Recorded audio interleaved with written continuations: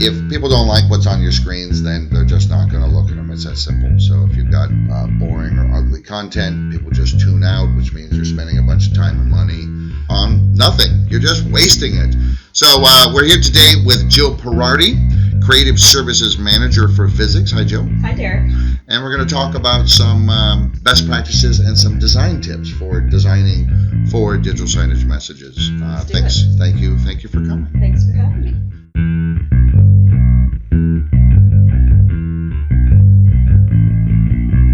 This is digital signage done right. Whether you're new to digital signage or a seasoned pro, this podcast gives you practical advice about systems, communications, and content to better engage your audience. I'm Derek DeWitt, Communications Specialist for Visix. Welcome to Digital Signage Done Right.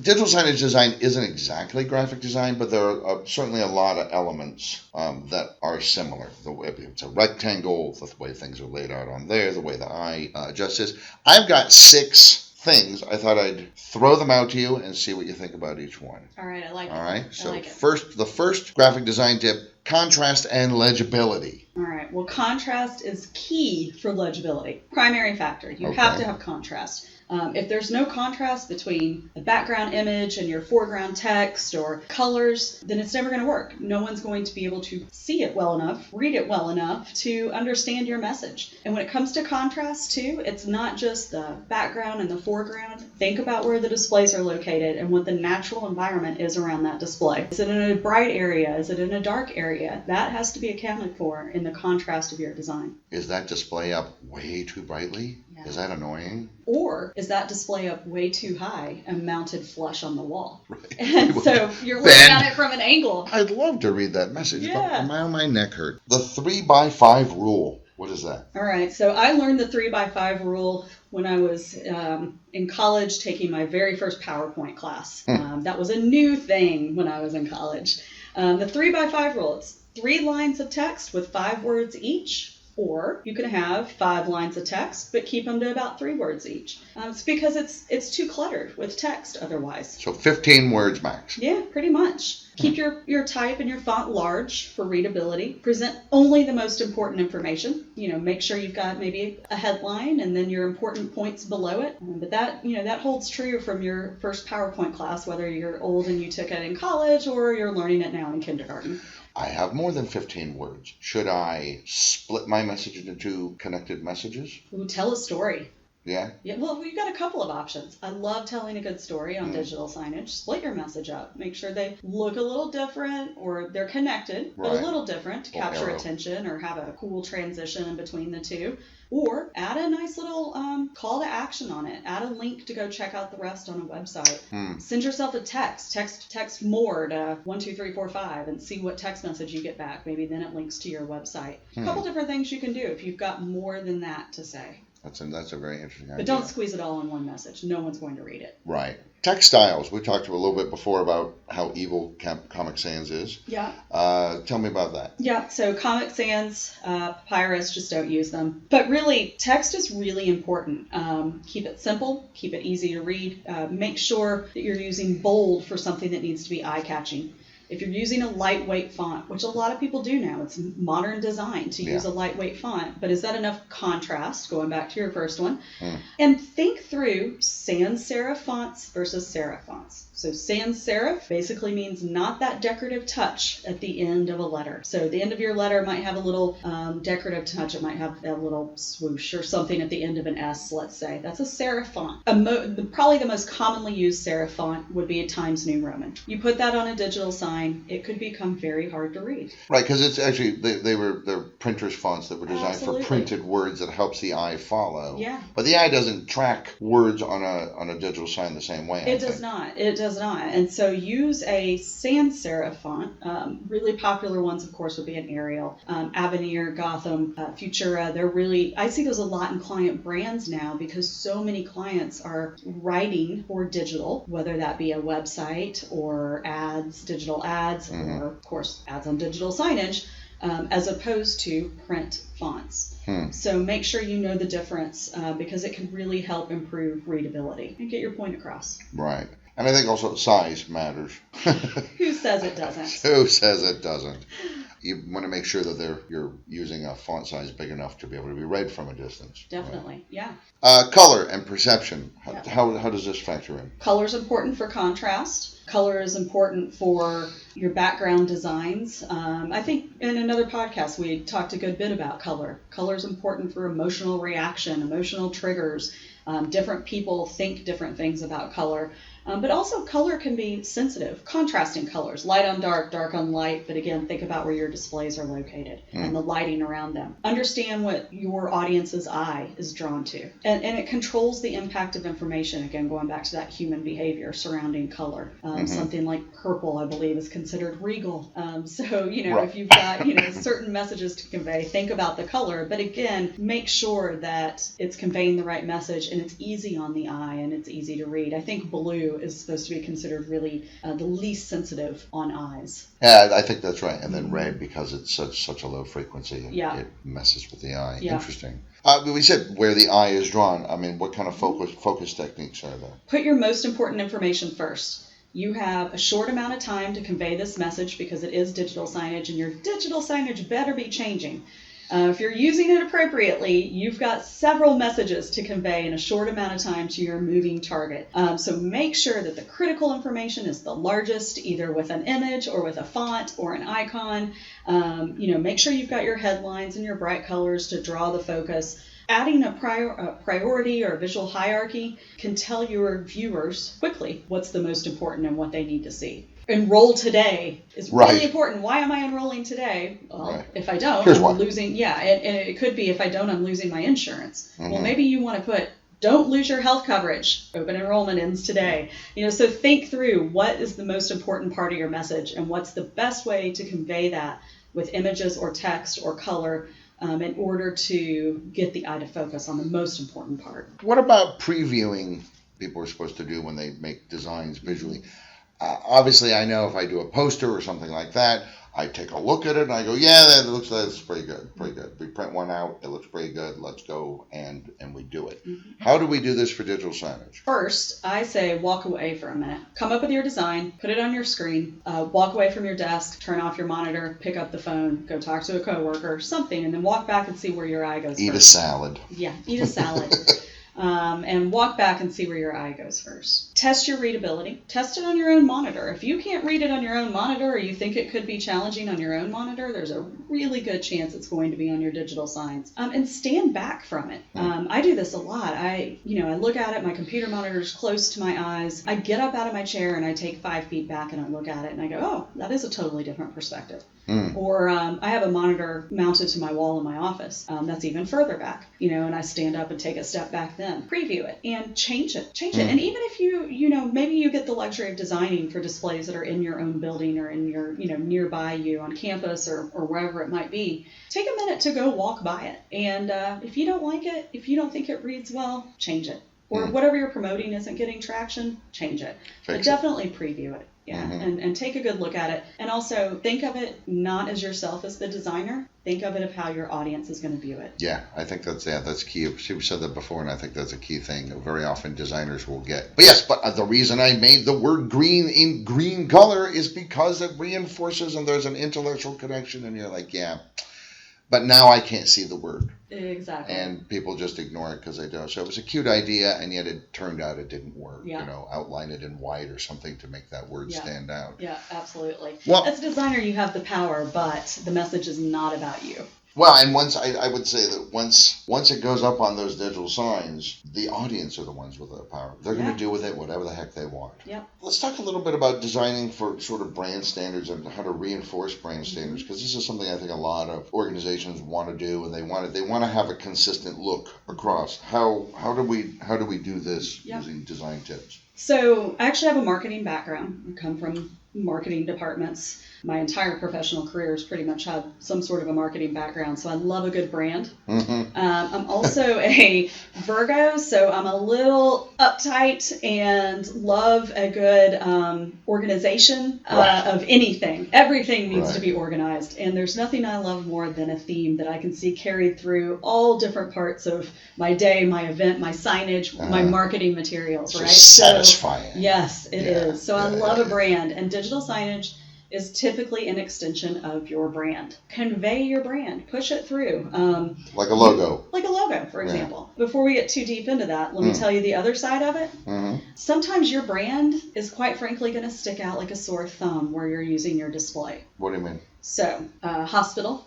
Their brand was turquoise and purple. They had a cancer center with a digital sign in it for donor recognition. It was in a beautiful lobby that was green and gold marble and like a cherry wood grain.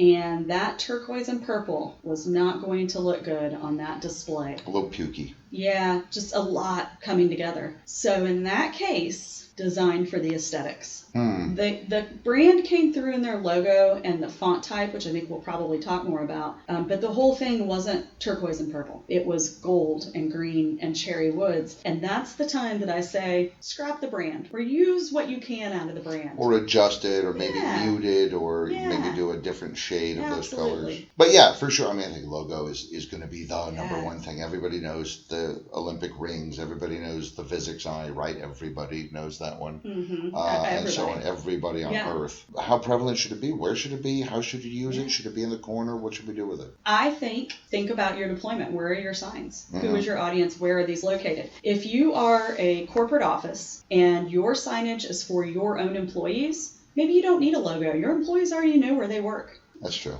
But you might want to do that to promote your brand and make sure you have that. If you're a university, you want your university logo. Rah, promote the brand, promote the university. But furthermore, each department typically gets a variation of the university logo. Southern Illinois University, College of English. You might want that because when students or visitors are in that building, all right, this is the English department. I know where I am. Really consider your logo. And then also, you don't need it on everything. Right. If you've got a screen and you've got your overall screen design, maybe you've got your logo in the top left, you don't need it on every message that you then have coming after that. You don't need it on your open enrollment message, your event message, your this and your that message, because it's already on the top left of your display all the time. So just think through how often and when you use it. And I would also say make sure you have a nice high-res version, because one of my pet peeves is that exploded low-res image that somebody blew up because they don't understand you can't. Yes. You can't just take a small image and magically make it bigger and make it look good. Yeah. And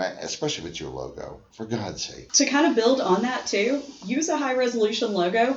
Try to use one, if you only have a logo that has a white box behind it, because that's the only one that you can come up with. It's a black logo with a white box, let's say, or a colored logo with a white box behind it. That white box is going to show up in your design. So you better make your whole background white if you want it to look like it blends. So try to find a logo that's got a transparent background as well. Right, and that work it into the design. Yeah. Right. Colors, obviously, are the next thing. You've already mentioned something about colors. What PMS colors don't really work on digital signs, Yeah, because it's not print. Yeah. So we're going to deal with RGB or hex colors. And so, and in fact, if you only know PMS colors, which is not uncommon, I help a lot of our clients with their digital signage content. I ask for their brand colors. They've only got PMS because they've never tiptoed into digital design, and they had some other firm do their website. So almost everybody has at least done it through a website, but they had a firm do it. Well, Google PMS to hex colors. PMS I was going to say, surely colors. there's a translator out there. Absolutely, there's a ton of them. And so do that, come up with that color. Use your brand palette as long as it doesn't stick out like a sore thumb like we had talked about with that hospital example. Don't just use your primary color. If your brand has, some brands can have a ton of colors in it, but some might just have two, a primary and a secondary. And maybe, it's blue, it's green, and it's white, let's say. Use all of those colors. Don't just make your primary color your only color used in your design. Right, blue. Yeah, so and then blue. There's not enough contrast. It's not changing enough between one message to the next. It's overwhelming. Mix it up a little bit. It'll capture your audience's attention if you mix it up. But brand colors can be really, really important. Carry your What point about across. brand fonts? Yeah. Because I know a lot of companies. I mean, some companies actually have bespoke fonts made for them. This is our font. Absolutely, they do. Absolutely, they do. We worked with a client just a couple weeks ago that had that. They sent it to us because we were designing content for them. I signed a little document that promised we wouldn't use this anywhere else because it was their font made for them. A lot of clients have a brand font. They might have two. They might have a typeface for their written printed materials. They might have a digital font for their digital signage materials. as we had talked about, serif fonts, sans serif fonts. So you might have a couple. And you might say, listen, we really don't have a font. Use something that's common that comes with most software. Use something that doesn't suck. Yeah. Yeah.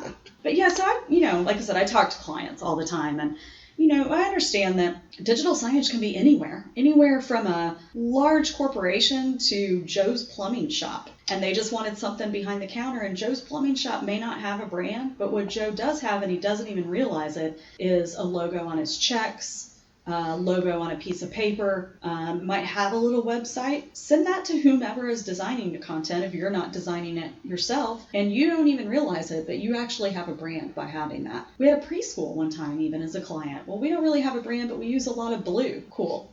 Send me your website so I can see what that color of lot of blue is. Turned out that was actually the name of the color. Yeah, it wasn't, but yeah, so I can at least see that because you don't realize it, but you do have a brand that's even forming by already having someone else create a website for you, or by having letterhead. If you have any kind of web presence, yeah, you've got a brand. Yeah, and then to use that preschool as an example, the parents started on your website to look you up once someone recommended you as their school. They've seen it there. They've seen it when they walked in and saw signs and your posters in your building. Now they're going to see it when you've replaced those posters with your digital signage. Wow. Carry it through. Make sure that they put all the parts and pieces together with your brand. What about backgrounds? I know some, like you told a story once about this really sharp, busy, full color background, things like this. Sometimes I think maybe some companies want to use like their logo as the background, or how do we determine what's an effective background and what isn't? Well, think about what's going to draw attention. So humans are visual, right? So I think it's 90% of information sent to the brain is actually visual. It's a background, it's an image, it's some sort of a design, maybe before the text. So the text, of course, that's your message, but your background is important. Don't make it so busy. Consider your audience, what's going to appeal to them. We had talked, I think, another time in another podcast about emotional triggers. Yeah. Whether that be I think you mentioned Seattle. It was always rainy, and I'm in Atlanta, and the entire month of February it rained. So that sunny day background that someone designed, or an image that we had, sure could have boosted my mood and captured my attention. Sure. The question is, though, how busy is that sunny day background? And is the text, am I seeing the text that's on top of it? So just think about the content, think about your audience, and think about the clutter. Don't clutter your background design with just too much so that it's not so busy that your messaging isn't getting across. Right. Make sure it's clean, and you might want to follow a color scheme or certain standards for your background designs. We've written a little bit about using colors to sort of color code messages by content type. Mm-hmm. Whatever. Green is for recycling and this. What is that? That can be great, but you don't. There's pros and cons to this. We think about the pros, right? We've got people know colors to mean things. You talked about green means recycling because it's green, but also the recycling icon is green. When we do interactive wayfinding projects, which are basically helping people move through buildings or campuses by looking at maps.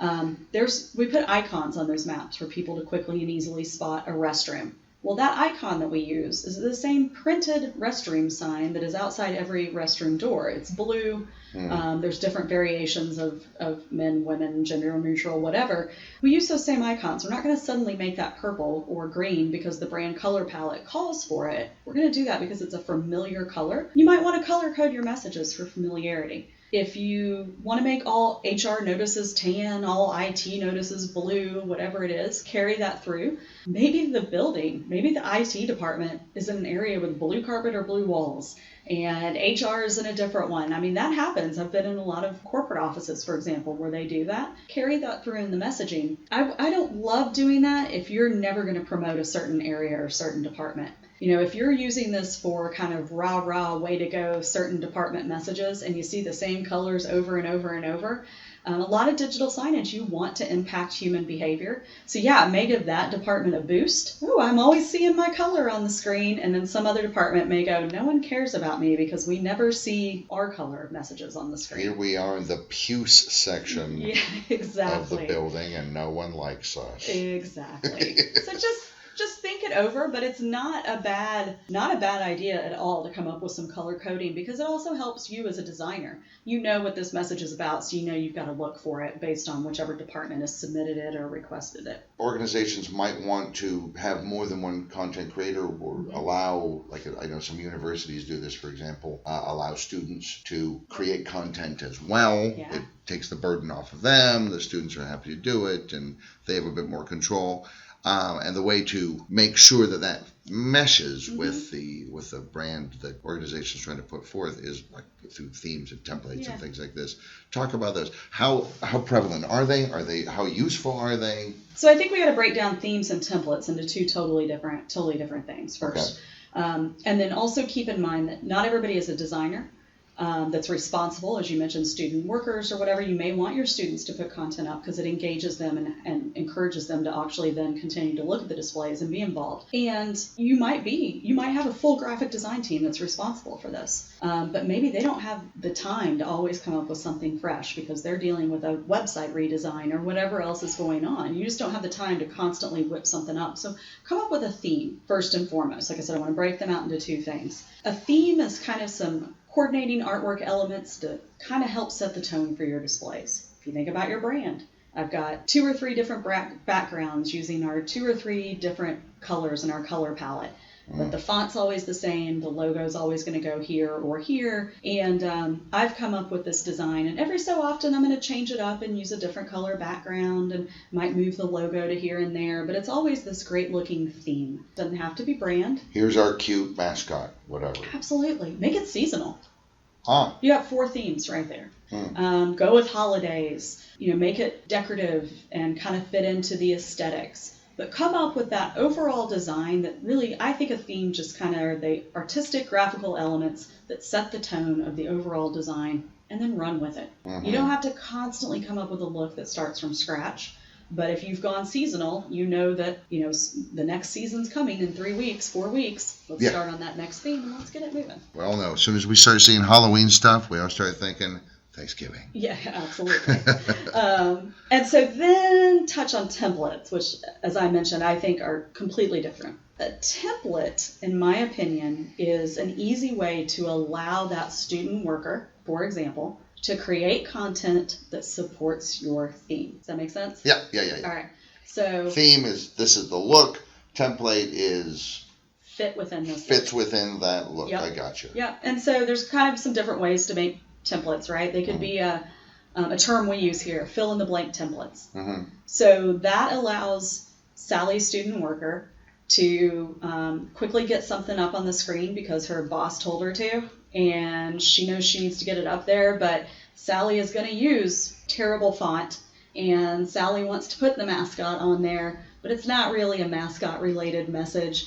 Well, the designers can go ahead and set templates that say, hey, Sally, you can fill in the blanks. And by doing so, you literally type in your message or upload the photo that you're told you can upload. And when she does that, the designers have already done the work in the background to make sure that that template shows up in the brand font, the font size, the font color, the weight, the type, she's using things that support that overall theme or support the brand. She's not using her crazy calligraphy font. Right. And I assume it also decides, like the template also decides where the elements go on the screen and things like this. So she's just writing the actual content. Yeah. And literally everything else is taken care of. Yeah, absolutely. Yeah. There's a lot of templates that can be created. I mean, a lot of companies out there, design companies for digital signage design, web design, whatever it might be, they have templates. But most of the time, unless it's a scenario like I just described, they're really just a good starting point. If you think about it, you want to put together a website that you have in your mind where you want copy to appear. So you start with a template and then you realize, the copy only goes in the left, or it's only right justified, or the same thing with your digital signage. I've got this directory template, but I'm not showing 4 columns of data in my directory. How do I get rid of that 4th column and just make it 3? And then make my directory columns wider because I've got more space. So templates are sometimes good jumping off points to help me get started and then to allow me to customize it from there. I don't want your your gray nebulous background. I want, our brand photo background, whatever it is, good jumping off points, but then there's also really, really useful times for them. Like I mentioned, Sally, student worker. What about display specs? Mm-hmm. Because you're designing a general sort of a thing, but it's going to look different on a small screen, a big screen, a video wall. Mm-hmm. Like it's always going to look different. Talk a little bit about how you have to think about the actual display, because it's not a poster. Right. I mean, even with a poster, you think about what kind of paper you have. Is it textured? What weight is it? The digital signage equivalent is the display. So, Yeah. so talk about that a little bit. Yeah, absolutely. So you might be an amazing graphic designer, but you've only done print. And then you get into digital signage and you realize things are a little bit different. There's display specs. On the other side of things here at Visix, if one of my designers was asked to design something for print, and they'd say, what paperweight do you want? We'd be completely puzzled. We're digital designers. But you have to think about your canvas in this instance is a display. It's a television. It's a display. And so you first have to think about, or I think you have to think about a few things. The display size, that's really important. How much content do you want to show? Your display is a canvas. Think about it as you're about to paint something. You're about to print something. You can only show so much as what's on that display. And the beauty of digital signage, you can time that. So however many seconds later, it goes to the next thing. It doesn't do that in print. But how big is my display? How big is my canvas? May determine how big my font can be, how busy my message is going to be because my display is so small, or is it too large? Think about orientation. Is it horizontal, or what we refer to as landscape, or is it vertical, or what's considered portrait? Yeah, sure. Those would be completely different. Absolutely different. You design completely differently in those situations. So then the last thing is aspect ratio and resolution. This can be a totally foreign concept to some people because particularly they might have been doing digital design, but they've been doing it for responsive websites. It's going to scale in size no matter if I'm looking at it in Safari on my phone or Chrome on my 20-inch computer monitor. But when you've got a 55-inch display that's never changing, you need to know that. So an aspect ratio technically is the image area's width divided by the height. So your display's width divided by height. That's what 16:9 means. Yep. So you'd see 4:3, 4 by 3. Right. 16 by 9 is probably the most common. Now. Yeah, now. And then also 9 by 16, which is basically that portrait vertical display. That's important because if you're designing something that maybe needs to be larger from left to right in order to look good, make sure that it's going on a display that's mounted in that orientation, that has that aspect ratio. Otherwise, things get all messed up. They get stretched. They could stretch. They could be letterboxed and show up with black bars on the left, the right, the top, or the bottom, and your content's just sitting oddly in the middle. So there's it can really make or break the quality of your design, your message. Makes you look amateur, I think, too. Absolutely. Like, these guys, what are they doing? Yeah, and dated because, remember when everybody all of a sudden got HD displays in their home and all the TV stations weren't required to catch up to it yet? Right. And you're watching something, there's black bars at the top and the bottom. Well, now that was so 15 years ago now, right? So it looks dated. And then resolution. Resolution is basically the number of columns and rows of pixels that you use to create an image. A print designer, that would be like DPI, dots per inch. Right. This is pixels. So a typical 16 by 9 aspect ratio display likely has a resolution of 1920 by 1080. And that's the number of pixels that show up to make that color on your display. And so those things are important because, again, if you've designed something for 1366 by 768. So you've designed for that, and you're trying to put that on a 1920 by 1080 display, or worse, a 4K, the Ultra HD display. It's going to look terrible. Again, it's going to stretch, it could letterbox it, whatever. It's going to look awful. So make sure you know that. And then also, if you're designing content for multiple displays, find out the aspect ratio, the orientation, the resolution of all of them. Because the person that's asking for the content that you're designing for example, they may not know that this content's going on some other display that's some old display stuck somewhere back a house, but it's still in use. So just make sure that if you're designing for multiple displays, that you design multiple times to account for those different sizes, aspect ratios, whatever, orientations, or that they're all the same and you know that. Interesting. What about video walls? People love them. People talk about video walls all the time. Oh my God, they're so impressive. Look at this gigantic interconnected group of screens. I mean, that's a whole different ballgame for design. Or is it? I mean, it's still the same rules? Same rules, but likely a much higher resolution. Right. And so you're going to have to design for that much higher resolution because that content is not going to look good if it's not at that resolution. It will be stretched and squeezed and everything else, and now it's on a much larger display for everyone to notice how terrible it looks. Yeah. Make sure if you have a video wall that you find out the resolution. And it's not just, all right, we have 4 displays and each one is 1920 by 1080. Well, depending on how you're connecting those 4 displays, one big square, one row of 4 displays and one long row, the resolution is going to change based on that. Oh, sure. Okay. Yeah, so do the math and figure it out. The other thing about video walls, this is becoming less common, but there's what you call a bezel. A bezel is basically a frame around your TV, around your display. A lot of times people are now going with bezel-less displays, which mean there's almost practically no frame around them. They just sort of seamlessly connect. It's all screen space and they seamlessly connect. But maybe they might be cost prohibitive in some instances. And so you use a display that still has that frame where it interconnects. Well, that frame might be a half an inch. But when you put those 2 displays together, now it's an inch. More math. Yeah, more math. More math. Who knew you'd have to do so much math Damn it. to design for digital signage? By the way, recently someone laughed and said that they would love to go back and remind all their teachers that said they'd never walk around with a calculator in their hands, but they now are walking around always with a calculator in their hands with their phone. So that can come in handy here. Mr. Spence was right. Yes, can come in handy here. But yeah, so that bezel, but basically what that means, if you've got an inch of frame, that's an inch of your content not being shown. So there's nothing worse than looking at a video wall and having this big plastic frame going right down someone's face. Shiny, usually, Shiny, too. going So right reflective. on somebody's face, going through the middle of a word, cutting out a letter altogether. Your logo. Yeah, so just keep that in mind. So that's like a whole different thing. Oh, that's a whole other podcast. Let me make a note. Yeah. Video wall design. Okay, there we go. Let's talk about accessibility. For many years, we haven't really thought about people who are differently able, people who are colorblind, people who are deaf.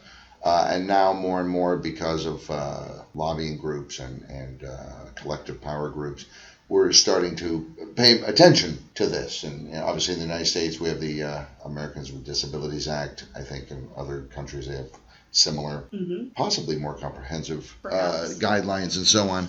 How hard is it? Is it like, oh God, now I have to do a whole new set of designs? How hard is it to incorporate accessibility considerations into just regular digital signage design? Well, I think when you and I were discussing this one day, I think it all boiled down to, don't be a jerk. Why wouldn't you want to? You want this to be used by everybody, right? Your money's no good here, blind guy. Right, exactly. So, just keep some things in mind and you want your content as a designer, don't you want the masses to see what you've done? So design for everybody. Think about text. It should be, you should be able to read it easily from a distance. One thing that we think about a lot when we do interactive designs, if it's going into a hospital, let's say, well, the demographic in that hospital that's going to use this varies greatly. And it's people that might be afraid to touch a screen, don't know that they can. And so just consider that too when you're designing text, size, colors, contrast. I think it's 8% of men are colorblind, born colorblind.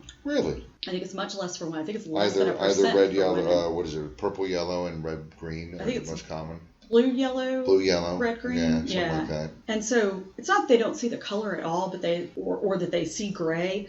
It's a hard time to distinguish between the colors. Oh, okay. And so it kind of gets muddled in the mind as it goes from the eye. Yeah, so contrast is key.